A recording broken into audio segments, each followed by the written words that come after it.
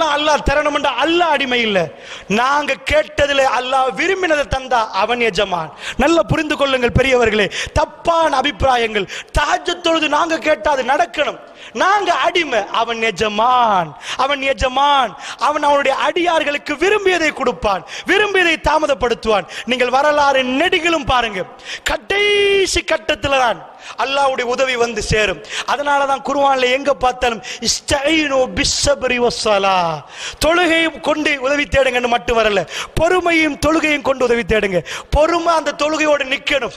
இத்தனை தஹஜ்ஜுத் இன்னும் பொறுமையான இல்லைங்க, இத்தனை தான் இன்னும் பொறுமையான இல்லைங்க. அதனாலதான் முழு இப்ராஹிம் நபியுடைய வரலாறுல நீங்க எங்க காட்டினாலும் உலகத்தில் மிக சிறந்த அடியார்கள் இப்ராஹிம் நபி எடுப்பீங்க. எங்க காட்டினாலும் ஒன்றை காட்ட மாட்டீங்க.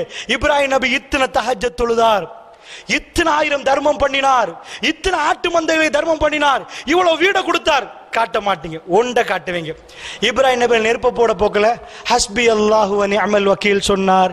என் ரப்பி எனக்கு போதும், அவன் எனக்கு பாதுகாப்பான். அல்லாஹ் அதை ஹைலைட் பண்ணுவான். இப்ராஹிம் நபியை கொண்டு போய் குழந்தைய கொடுத்த உடனே ஆஹா இவ்வளவு காலமா அழுது அழுது கேட்டனே. நாங்க நிறைய கேட்கிறோம் அல்லாஹ்ட்ட. இப்ராஹிம் நபி கேட்டதுல ஒரு ஸ்பெஷலா